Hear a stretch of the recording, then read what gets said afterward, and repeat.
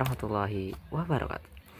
Halo semua, perkenalkan nama saya Gina Riza Atorik dengan NIM 2406127 kelas A2 2024 PGSD. Nah, di sini saya akan berbagi ilmu tentang tip and trik bagaimana merancang sumber dan media pembelajaran bahasa Indonesia di kelas rendah maupun kelas tinggi, merancang pembelajaran karya sastra baik untuk kelas rendah maupun kelas tinggi, menyusun rencana pelaksanaan pembelajaran dan evaluasi pembelajaran bahasa Indonesia. Yuk simak videonya sampai habis. Nah, yang pertama ialah merancang sumber dan media pembelajaran bahasa Indonesia di SD. Nah, pembelajaran bahasa Indonesia di sekolah dasar sangatlah penting nih, karena dasar keterampilan berbahasa siswa yaitu menyimak, membaca, menulis, dan berbicara. Nah, oleh karena itu, guru perlu merancang sumber dan media pembelajaran yang sesuai dengan karakteristik pembelajaran perkembangan siswa, baik di kelas rendah seperti kelas 1 sampai kelas 3 maupun di kelas tinggi yaitu kelas 4 sampai kelas 6. Nah, pada kelas rendah siswa masih berpikir konkret nih. Artinya mereka lebih mudah memahami sesuatu yang bisa dilihat dan diraba. Sementara itu, di kelas tinggi mereka sudah mulai mampu berpikir logis, sehingga media dan metode harus disesuaikan agar lebih analitis dan reflektif. Nah, merancang sumber dan media pembelajaran bahasa Indonesia sangatlah penting karena karakteristik siswa sekolah dasar berbeda-beda tergantung pada jenjang kelasnya. Siswa kelas rendah seperti kelas 1 sampai kelas 3 masih berada pada tahap berpikir konkret nih, sehingga mereka lebih mudah belajar melalui pengalaman langsung dan visualisasi. Nah, oleh karena itu, guru perlu memilih media pembelajaran seperti gambar, lagu anak-anak, video animasi, serta alat bantu seperti boneka tangan ataupun flashcard nih. Sementara itu, di kelas tinggi seperti kelas 4 dan kelas 6 mulai memiliki kemampuan berpikir logis dan analitis. Nah, maka pembelajaran untuk mereka bisa menggunakan sumber seperti artikel, teks prosedur, dan cerpen, serta media digital seperti presentasi, aplikasi Canva, dan peta konsep. Nah, prinsip utama dalam merancang sumber dan media pembelajaran adalah dengan kesesuaian dengan tujuan pembelajaran nih, keterjangkauan, keinteraktivitas, serta efisiensi penggunaan waktu nih. Adapun langkah-langkah yang disarankan nih meliputi mengenali karakteristik siswa, menentukan tujuan pembelajaran, memilih dan media yang relevan, serta melakukan uji coba dan evaluasi terhadap penggunaan media tersebut nih. Prinsip merancang sumber dan media pembelajaran dalam memilih atau membuat media pembelajaran ada beberapa prinsip yang harus diperhatikan nih, seperti yang saya katakan tadi nih, yaitu relevansi nih harus sesuai dengan tujuan pembelajaran, keterjangkauan sumber dan media harus lebih mudah diperoleh, dapat digunakan nih, daya tarik dan interaktivitas media harus lebih menarik dan bisa membuat siswa aktif dan terlibat. Nah, yang terakhir ada efisiensi nih, menghemat waktu belajar dan efektif mencapai hasil belajar siswa. Nah, sebagai contoh nih, di kelas rendah, guru dapat menggunakan boneka tangan untuk bercerita nih tentang misalnya si kancil dan buaya agar siswa lebih tertarik dan memahami cerita dengan mudah. Siswa dapat bermain kartu kosakata mengenal huruf dan kata. Sedangkan di kelas tinggi, guru bisa memberikan tugas membuat iklan hemat energi menggunakan Canva. Setelah itu, siswa menonton video dokumenter. Kegiatan seperti ini mendorong keterampilan berpikir kritis nih dan kreativitas siswa. Nah, yang kedua ada merancang pembelajaran karya sastra di sekolah dasar nih.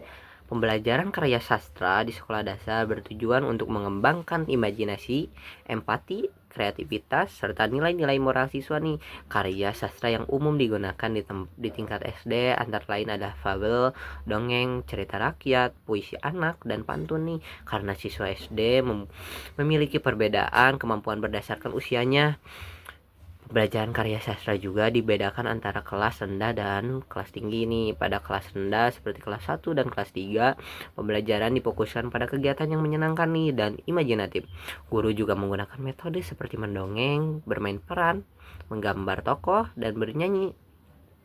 Nah, media yang digunakan juga sebaiknya bersifat visual dan menyenangkan seperti video animasi, dan boneka tangan. Contohnya dalam mendongeng si kancil dan buaya nih, guru menceritakan cerita yang dengan ekspresi yang menarik, lalu mengajak siswa menggambar tokoh favorit dan menyebutkan pesan moral cerita tersebut.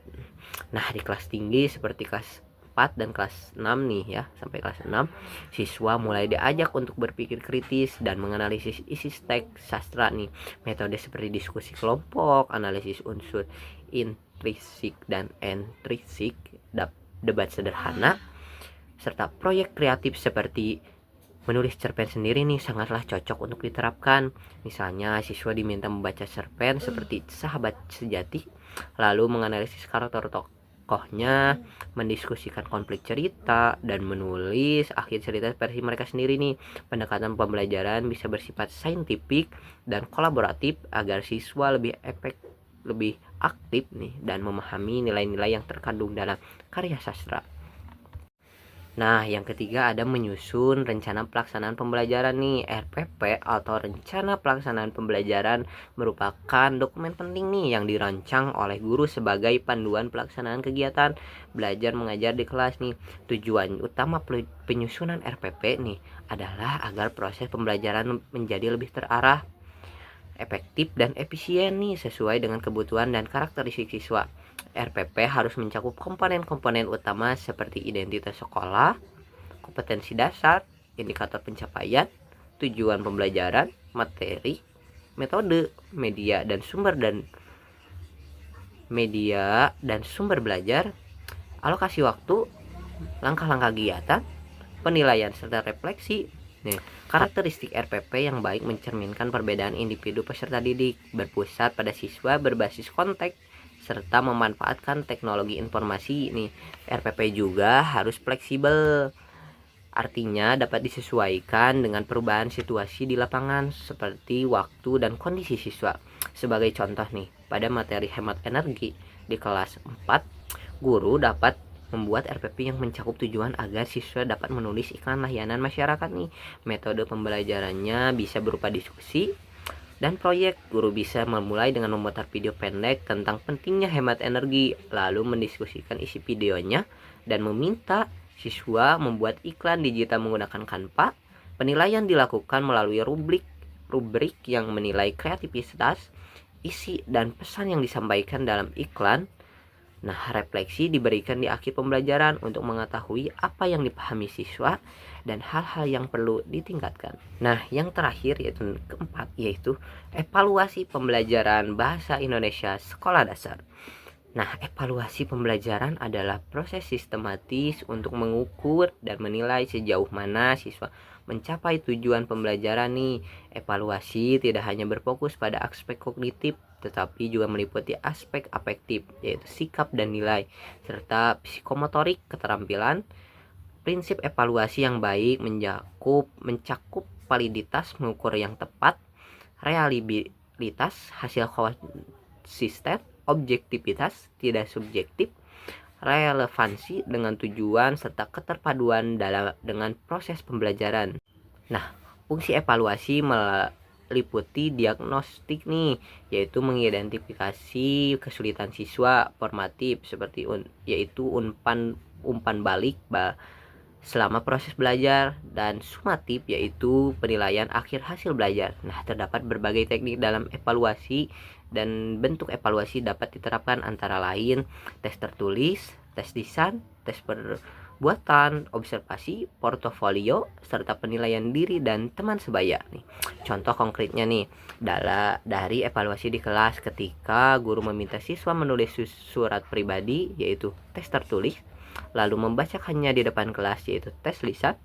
Guru juga dapat mengamati sikap siswa saat diskusi kelompok yaitu observasi, mengumpulkan hasil tulisan puisi ataupun cerita dalam satu semester, portofolio, serta mengajak siswa menilai diri sendiri atau memberikan komentar terhadap tulisan teman yaitu penilaian sebaya. Nah, kendala umum dalam evaluasi antara lain yaitu keterbatasan waktu, kurangnya pelatihan guru dalam membentuk instrumen evaluasi valid, dan kecenderungan hanya menilai angka nih. Solusinya adalah dengan meningkatkan kompetensi guru, menggunakan penilaian autentik berbasis proyek, serta melibatkan siswa dalam proses evaluasi secara aktif. Sebagai calon pendidik, kita harus mampu merancang pembelajaran yang bermakna, menyenangkan, dan sesuai dengan perkembangan peserta didik. Dengan memahami karakter siswa di kelas rendah dan kelas tinggi, kita dapat memilih sumber dan media pembelajaran yang tepat, serta mengembangkan strategi pembelajaran karya sastra yang kreatif. Melalui perencanaan yang baik, guru tidak hanya menyampaikan materi, tetapi juga menginspirasi dan membentuk karakter siswa melalui pembelajaran bahasa Indonesia. Semoga apa yang saya sampaikan bermanfaat dan dapat menjadi bekal dalam praktik pembelajaran di lapangan. Terima kasih atas perhatiannya teman-teman dan dosen pengampu. Wassalamualaikum warahmatullahi wabarakatuh.